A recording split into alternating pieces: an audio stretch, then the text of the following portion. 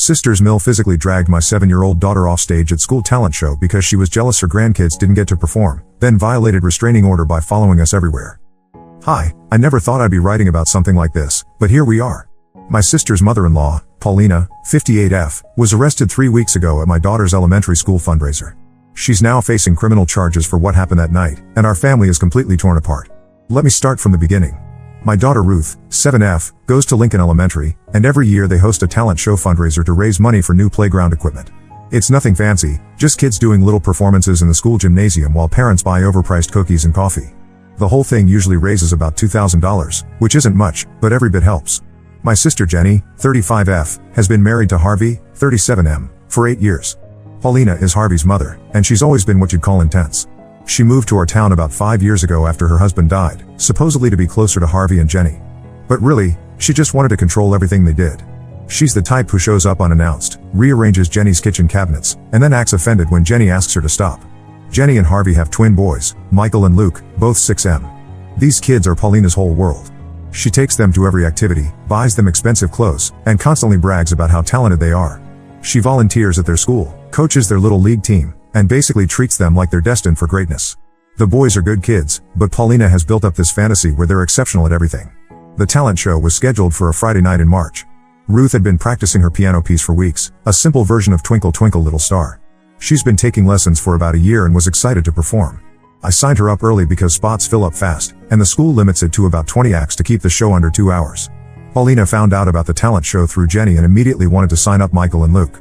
The problem was, by the time she tried to register them, all the spots were filled. The school has a strict first come, first served policy, and they stick to it. Paulina called the school office every day for a week, trying to get them to make an exception. She offered to donate extra money, volunteer more hours, anything to get her grandsons on that stage.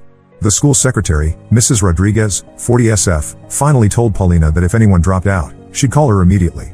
But she also explained that it was unlikely because the show was only 2 weeks away. Paulina did not take this well. She started showing up at the school during lunch hours, cornering teachers and asking them to talk to the principal. She even tried to convince other parents to pull their kids out so Michael and Luke could perform. My sister Jenny was mortified. She kept apologizing to me every time we talked, saying she couldn't control Paulina's behavior. Harvey tried talking to his mother, but she just accused him of not supporting his own children. She said Ruth didn't deserve a spot more than Michael and Luke did, and that I must have gotten special treatment somehow. The night of the talent show, the gymnasium was packed. About 300 people showed up, which was more than expected. The folding chairs were arranged in rows facing the small stage they'd set up. I got there early with my husband Mark, 39M, and Ruth to help her get ready backstage. Ruth was nervous but excited, wearing the blue dress we'd picked out together. Paulina arrived with Jenny, Harvey, and the twins about 15 minutes before the show started. I watched her scan the program, looking for Michael and Luke's names even though she knew they weren't performing. She kept shaking her head and muttering things I couldn't hear from across the room. The show started at 7 o'clock. The first few acts went smoothly, a girl doing a gymnastics routine, 2 boys singing a song they'd written, a 3rd grader doing magic tricks. The audience was enjoying themselves, clapping and cheering for each child. Ruth was scheduled to perform 8th, right after intermission. During intermission, I took Ruth to the bathroom and helped her fix her hair. When we came back, Paulina was standing near the stage talking to Mrs. Rodriguez. Her voice was getting louder, and I could see Mrs. Rodriguez shaking her head. Paulina kept pointing at Michael and Luke, who were sitting with Harvey looking embarrassed. The second half of the show started, and the next few acts went fine. Then it was Ruth's turn. She walked onto the stage, sat down at the small keyboard they'd borrowed from the music room, and started playing. She was doing great, hitting all the right notes and keeping good rhythm. The audience was quiet and attentive. About halfway through the song, Ruth hit a wrong note. It wasn't a big deal, she paused for a second, found her place, and kept going. A few people in the audience smiled encouragingly. She finished the piece, stood up, and took a little bow like I'd taught her. Everyone clapped, and she walked off stage with a big smile. That's when Paulina lost it completely. She stood up from her seat in the 3rd row and started yelling about how unfair the whole thing was. She said Ruth had made mistakes and didn't deserve to be up there. She shouted that Michael and Luke were better musicians and should have been given a chance. The whole gymnasium went silent. Mrs. Rodriguez tried to calm her down, but Paulina wasn't listening. She pushed past the other parents in her row and headed toward the stage. The next act was supposed to be a group of 5th graders doing a dance routine, but they were still backstage getting ready. Paulina climbed the steps to the stage and grabbed the microphone. She started ranting about how the selection process was unfair and how her grandsons had been discriminated against. She said the school had favorites and that some kids got special treatment. She specifically mentioned Ruth by name, saying she'd played several wrong notes and shouldn't have been allowed to perform. The principal, Mr. Thompson, 50SM, came out from backstage and tried to get Paulina to leave the stage. She pushed him away and kept talking into the microphone. By this point, Ruth had come back to sit with me, and she was starting to cry. Other kids in the audience were getting scared and upset. Harvey finally got up from his seat and went to the stage. He managed to get the microphone away from Paulina, but she didn't stop yelling. She started accusing him of not standing up for his own children. She said he was a terrible father and that she was ashamed of him. Jenny tried to help, but Paulina turned on her too, saying she was a bad mother who didn't care about Michael and Luke's future. The twins were crying at this point, and several other children were upset. Parents started taking their kids out of the gymnasium. Mr. Thompson announced that they needed to take a break and asked everyone to remain calm. He called the security guard, Mr. Williams, 45M, who worked part-time at the school. Paulina saw Mr. Williams approaching and seemed to realize she'd gone too far. But instead of apologizing or leaving quietly, she decided to make one final point. She walked over to where Ruth was sitting with me and started yelling at her directly. She told Ruth that she didn't deserve to be on stage and that she'd ruined the show for everyone. That's when I stood up. I told Paulina to stop talking to my daughter and to leave us alone. She got in my face and started screaming about how I thought I was better than everyone else. She said I'd probably bribed someone to get Ruth into the show and that I was raising a spoiled brat. Mr. Williams reached us at that point and asked Paulina to leave the building. She refused and said she had every right to be there since her grandsons attended the school. Mr. Williams explained that she was disrupting the event and needed to go. Paulina shoved him and said she wasn't going anywhere until someone listened to her complaints. That's when Mr. Williams called the police. He had to physically restrain Paulina because she kept trying to get back to the microphone. She was kicking and screaming and saying all sorts of things about how unfair everything was. Jenny and Harvey were trying to calm her down, but she wouldn't listen to them either. The police arrived about 10 minutes later. By then, most of the audience had left, and the talent show was officially over. Officer Martinez, 40SM, and Officer Chen, 35F, separated Paulina from everyone else and tried to get her side of the story. She immediately started telling them about how Ruth didn't deserve to perform and how the school was corrupt. Officer Martinez asked her to calm down and explain what had happened. Paulina kept interrupting him and wouldn't let him finish his questions. She demanded that they investigate the school's selection process and arrest Mr. Thompson for discrimination.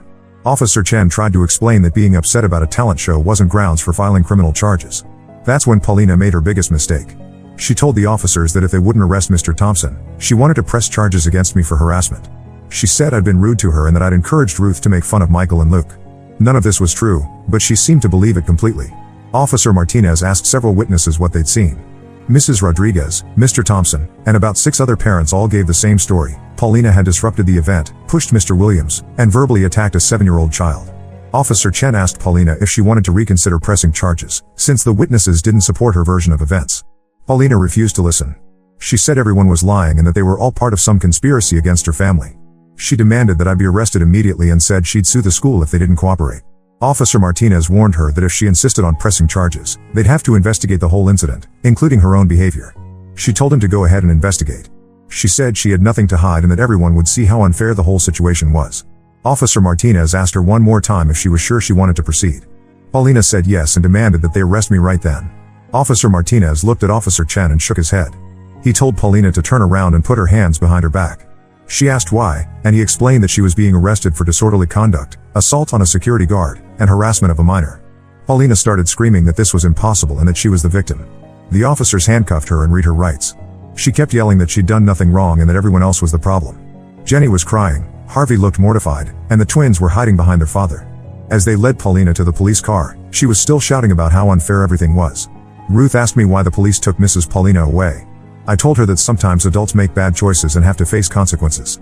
We went home, and I spent the rest of the night trying to explain what had happened without making Ruth feel responsible for any of it. The next morning, Harvey called to apologize. He said Paulina had been released on bail and that she was staying with her sister in the next town over. Jenny was too upset to talk, but Harvey said she was devastated about what had happened. He asked if we could keep this between our families and not tell anyone else about it. I told him that was impossible since half the school had witnessed it. By Monday morning, everyone knew what had happened. Other parents were calling me to ask if Ruth was okay and to share their own stories about Paulina's behavior over the years. Apparently, this wasn't the first time she'd caused problems at school events. The court date is set for next month. Paulina hired a lawyer and is apparently planning to fight the charges. She's also threatening to sue the school for discrimination and me for emotional distress.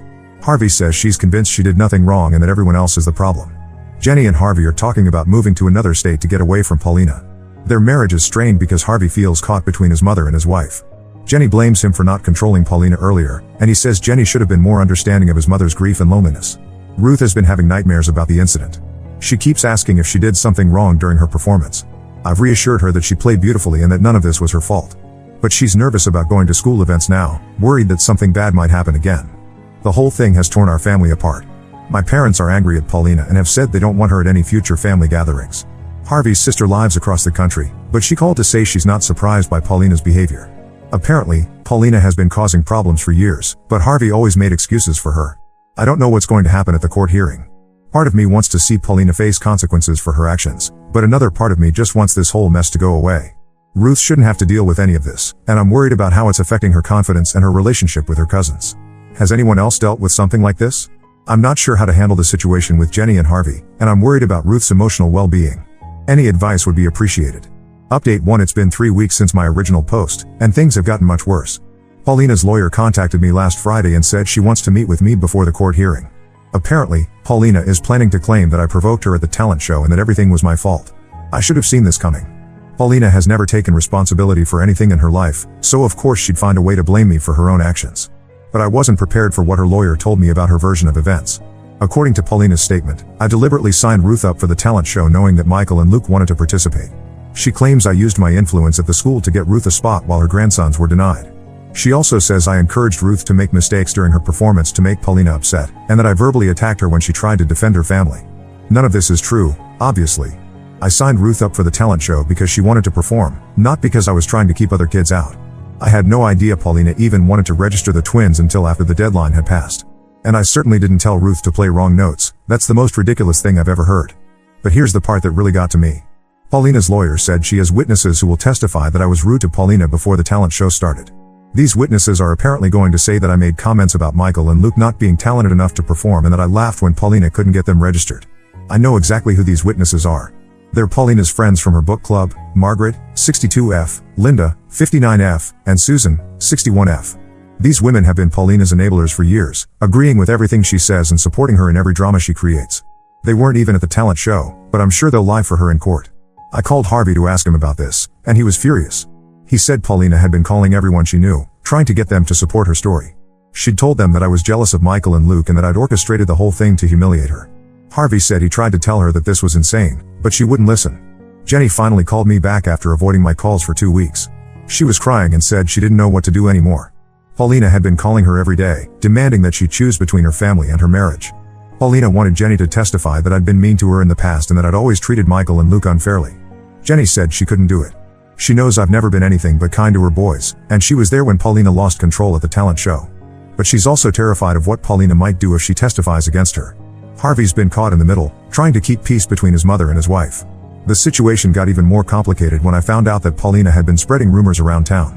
She'd been telling people at the grocery store, the library, and anywhere else she could find an audience that I was a bully who targeted her family.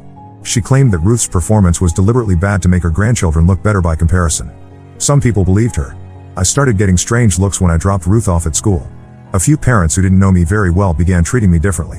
One mother, Carol, 40SF, actually approached me in the school parking lot and asked if it was true that I'd kept Paulina's grandchildren out of the talent show on purpose. I was shocked. I told Carol exactly what had happened, but I could see she wasn't entirely convinced. Paulina had gotten to her first and filled her head with lies. I realized that Paulina was trying to turn the whole community against me before the court hearing. Ruth started having problems at school too. Michael and Luke were in different classes, but they were on the same playground during recess. Some of the other kids had heard their parents talking about the incident, and they started avoiding Ruth. She came home one day and asked me why nobody wanted to play with her anymore. That's when I decided I needed to fight back.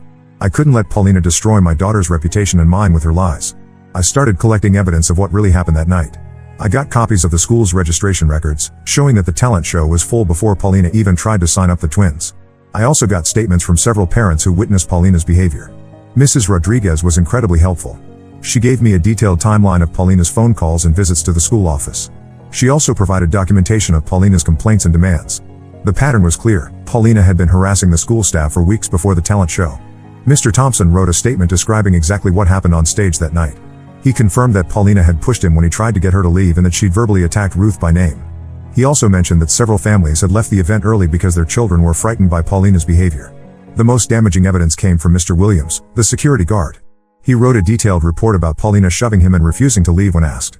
He also recorded her threats to sue the school and her demands that various people be arrested. His account made it clear that Paulina had been the aggressor in every interaction. I gave all of this information to the prosecutor handling Paulina's case.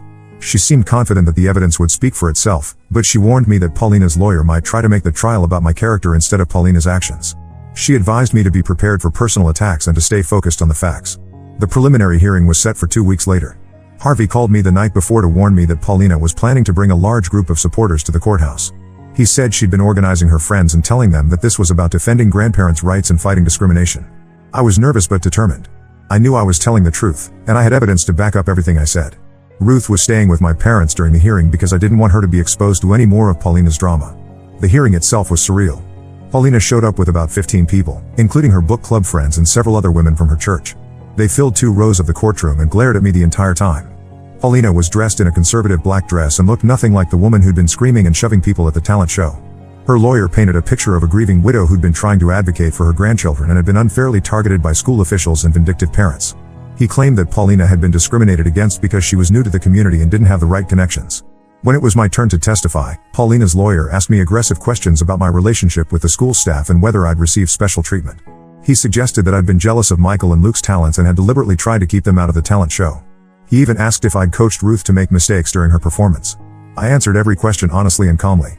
I explained that I'd simply signed Ruth up for the talent show like any other parent would. I described Paulina's behavior that night, including her verbal attack on my daughter and her physical confrontation with school staff. I provided the timeline of events and the evidence I'd collected. The prosecutor called several witnesses, including Mrs. Rodriguez, Mr. Thompson, and Mr. Williams. They all testified about Paulina's harassment of school staff and her disruptive behavior at the talent show. Their accounts were consistent and detailed, painting a clear picture of escalating aggression. When Paulina testified, she stuck to her story about being discriminated against and provoked. She claimed that I'd been rude to her and that the school officials had been unhelpful and dismissive. She said she'd only gotten upset because she wanted to protect her grandchildren from unfair treatment. But then the prosecutor asked her about pushing Mr. Williams and grabbing the microphone. Paulina tried to minimize these actions, saying she'd only been trying to make herself heard. When asked about her comments to Ruth, she claimed she'd been trying to help the child understand that everyone makes mistakes. The judge wasn't buying it. He said Paulina's own testimony contradicted the evidence and witness statements. He found her guilty of disorderly conduct and assault, and sentenced her to 6 months of supervised probation and 200 hours of community service. He also ordered her to stay away from school events and to have no contact with Ruth or me. Paulina's supporters were outraged. They started shouting about injustice and discrimination as the judge left the courtroom. Paulina herself seemed stunned that she'd been found guilty. She kept saying that this couldn't be happening and that she'd done nothing wrong. Harvey looked relieved that it was over, but Jenny was still crying. She hugged me afterward and apologized for everything her mother-in-law had put our family through. She said she was proud of me for standing up to Paulina and that she hoped this would finally make Paulina realize she couldn't treat people this way. But I had a feeling this wasn't over. Paulina had spent too many years getting her way through intimidation and manipulation. A court order wasn't going to change her personality overnight. And I was right to be worried, because what happened next caught everyone off guard. Update 2: I thought the court case would be the end of our problems with Paulina, but I was wrong. She violated her probation within 2 weeks of the hearing, and now she's facing jail time. The whole situation has spiraled completely out of control. It started with anonymous phone calls to my house. Someone would call at all hours, hang up when I answered, and then call back 5 minutes later. This went on for about a week before I realized it was probably Paulina. The calls always came from blocked numbers, so I couldn't prove it was her, but the timing seemed too convenient to be coincidental. Then Ruth started having problems at school again. She came home one day and said a strange woman had been asking other kids questions about her. According to Ruth, this woman wanted to know if Ruth was mean to other children and if she thought she was better than everyone else. The woman was apparently telling kids that Ruth had gotten special treatment at the talent show. I called the school immediately. Mrs. Rodriguez confirmed that an older woman had been on the playground during pickup time, talking to children. The woman had left before any teachers could approach her, but several parents had seen her and thought it was odd. Mrs. Rodriguez said they'd increase supervision during pickup times and would call the police if the woman returned. I was pretty sure the woman was Paulina, but I couldn't prove it. The restraining order said she had to stay away from school events, but technically the pickup area was public property. She was being careful not to violate the order directly while still finding ways to harass us. The situation escalated when Paulina started showing up at places where Ruth and I went regularly. She'd be at the grocery store when we were shopping, at the library when we were checking out books, and at the park when Ruth was playing. She never approached us directly, but she'd position herself where we could see her and stare at us the entire time. Ruth noticed and started asking why Mrs. Paulina was always around. I tried to explain that some adults make bad choices and that we needed to stay away from her. Ruth asked if Mrs. Paulina was still angry about the talent show, and I told her that some people have trouble letting go of things. The breaking point came 3 weeks after the court hearing. Ruth was at a birthday party for her classmate Sophie, 7F, at the local pizza restaurant. I was sitting with the other parents, watching the kids play arcade games and eat pizza. Everything was normal until Paulina walked in. She didn't come to our table or try to talk to Ruth directly. Instead, she went to the counter and ordered food like any other customer. But she kept watching Ruth and taking pictures with her phone. When Ruth noticed her, she came running over to me and asked why Mrs. Paulina was there. I was furious. This was clearly harassment, and Paulina was using a child's birthday party to intimidate us. I approached the manager and explained that there was a woman taking pictures of my daughter without permission. The manager asked Paulina to stop taking photos, and she claimed she was just taking pictures of the restaurant for a review. That's when Paulina made her biggest mistake. She walked over to where Ruth was playing and started talking to her directly. She told Ruth that she'd been watching her and that she knew Ruth had been spreading lies about her. She said Ruth needed to tell everyone the truth about what happened at the talent show. Ruth was terrified. She started crying and ran back to me. The other parents at the party were staring, and several of them recognized Paulina from the news coverage of the court case. Sophie's mother, Rebecca, 38F, asked Paulina to leave immediately. Paulina refused. She said she had every right to be there and that she wasn't doing anything wrong. She claimed that Ruth had been rude to her and that she deserved an apology. She also said that I'd been filling Ruth's head with lies and that someone needed to tell the child the truth. Rebecca called the police while I tried to calm Ruth down. The other kids at the party were getting scared and upset. Several parents took their children and left early. The whole party was ruined because Paulina couldn't leave us alone. When the police arrived, Officer Martinez recognized Paulina from the original incident. He asked her why she was at the restaurant, and she gave him some story about wanting to eat pizza and having no idea we'd be there. He wasn't buying it, especially when other parents confirmed that she'd been taking pictures of Ruth. Paulina's probation officer, Ms. Davis, 45F, was called to the scene. She reviewed the restraining order and determined that Paulina had violated it by approaching Ruth directly and harassing her. Paulina tried to argue that she'd only been trying to have a conversation, but Ms. Davis pointed out that any contact with Ruth was prohibited.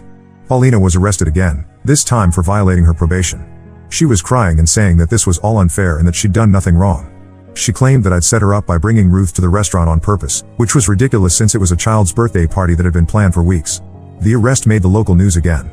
The reporter interviewed several parents who'd been at the party, and they all confirmed that Paulina had been harassing Ruth and disrupting the event. One father said he'd never seen anything like it and that Paulina seemed obsessed with a 7-year-old child. Harvey called me that night to apologize. He said he'd had no idea Paulina was violating her probation and that he'd been trying to convince her to get help for her anger issues. He also mentioned that Paulina had been asking him for Ruth's schedule and information about where we went regularly, which explained how she'd been showing up everywhere. Jenny was devastated.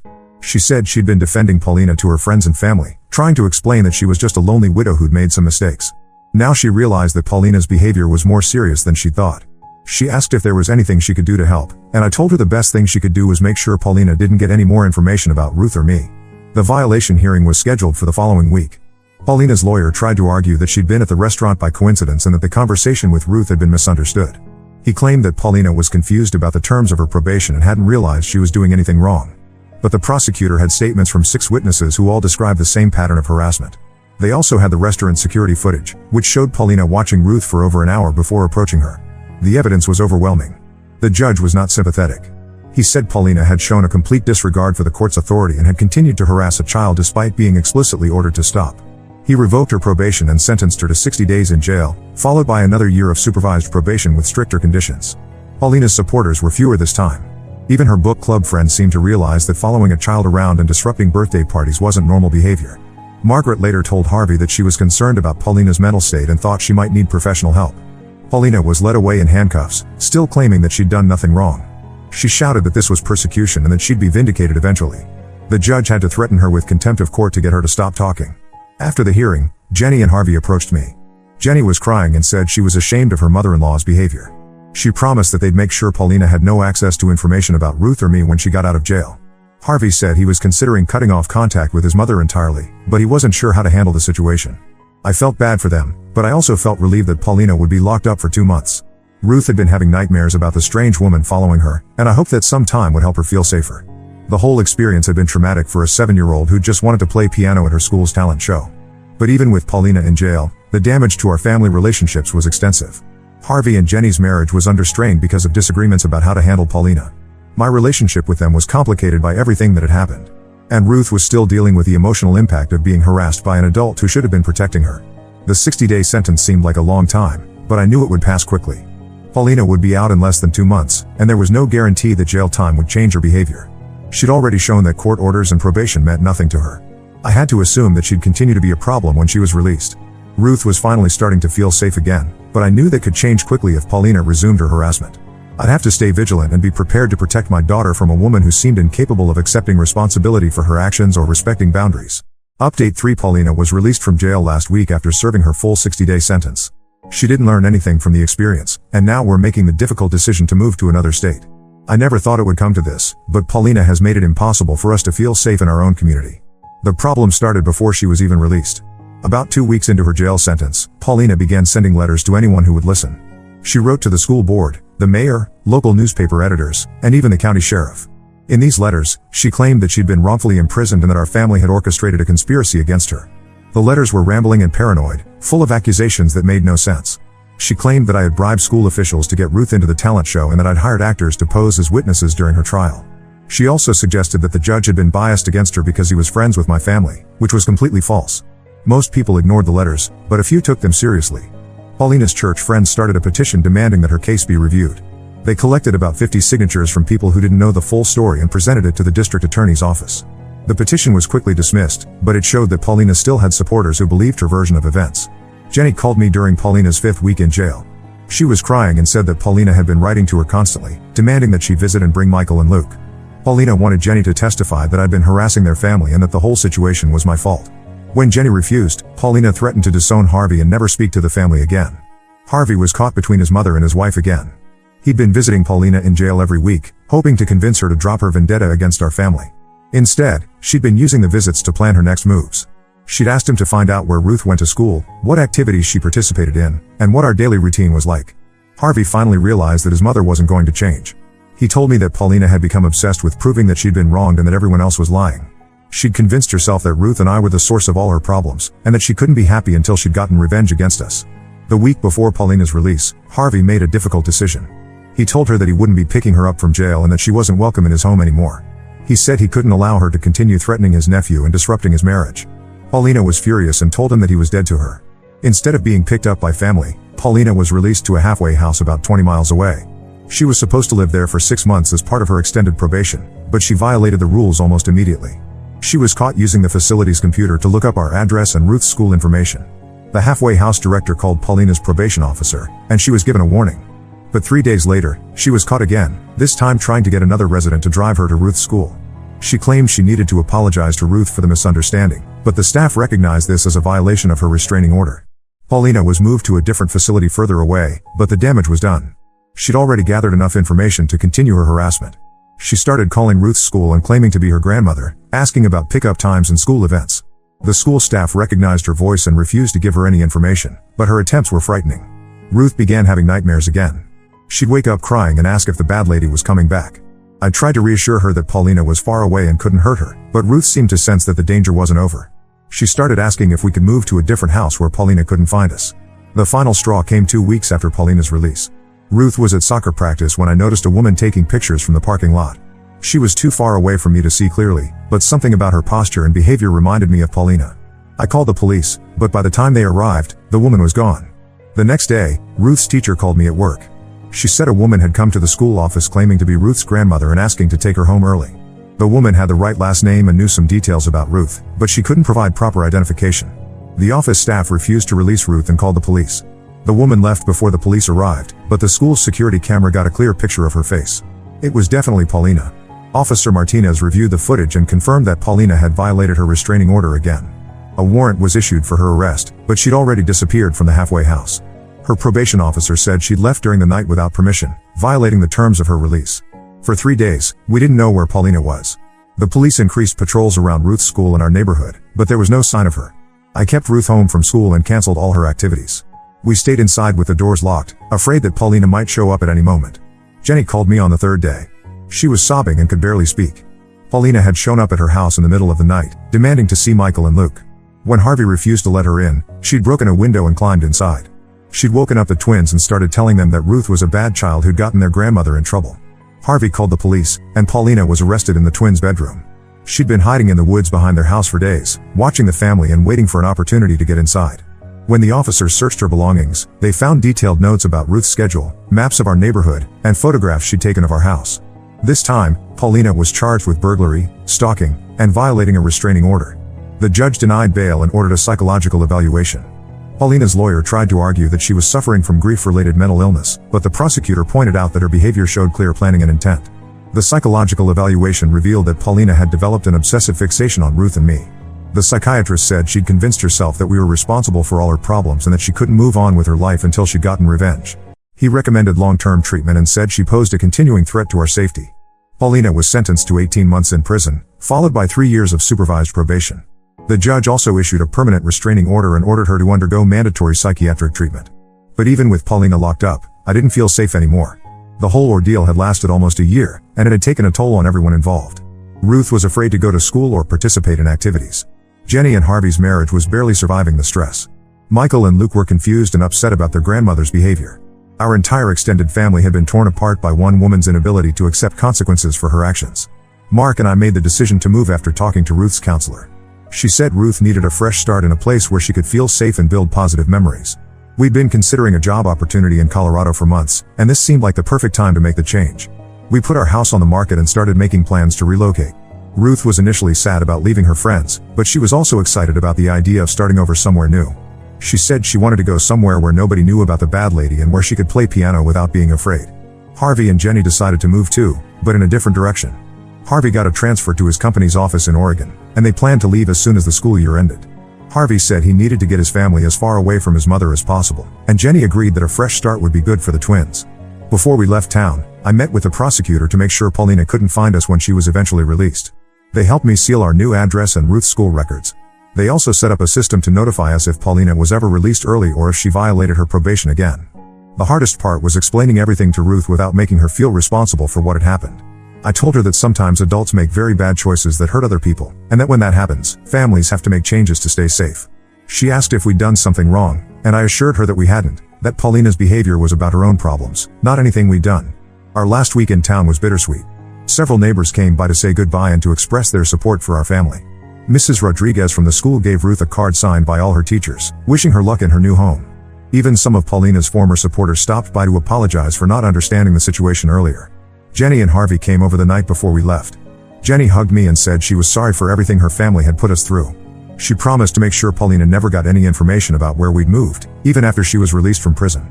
Harvey thanked me for being patient with them throughout the ordeal and said he hoped we could rebuild our relationship once everyone had healed. We drove away early on a Saturday morning. Ruth sat in the back seat, holding her favorite stuffed animal and looking out the window at the town she was leaving behind. She asked if we'd ever come back to visit, and I told her that maybe someday, when she was older and felt ready. It's been 3 months since we moved to Colorado. Ruth loves her new school and has made several friends. She joined the school choir and is taking piano lessons again. She still has occasional nightmares about Paulina, but they're getting less frequent. Her new teacher says she's adjusting well and seems much more relaxed than when we first arrived. Mark found a great job with his new company, and I'm working part-time while Ruth settles into her new routine. We bought a house in a quiet neighborhood with good schools and friendly neighbors. Nobody here knows about our past, and we're building new memories that aren't overshadowed by Paulina's harassment. Jenny sends me updates occasionally. She says the twins are doing better in Oregon and that Harvey is much happier being away from his mother's influence. They're in family counseling to deal with the trauma of everything that happened.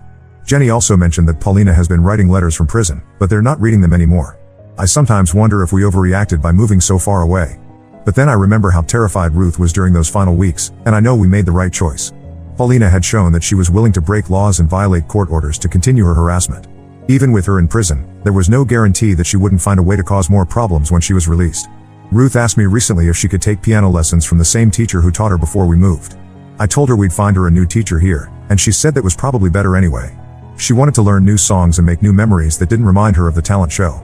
Sometimes I think about that night at the school fundraiser and wonder how things might have been different if Paulina had just accepted that the talent show was full.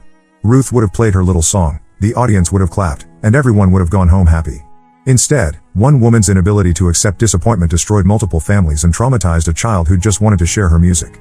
Paulina still has over a year left on her prison sentence, and then 3 more years of supervised probation.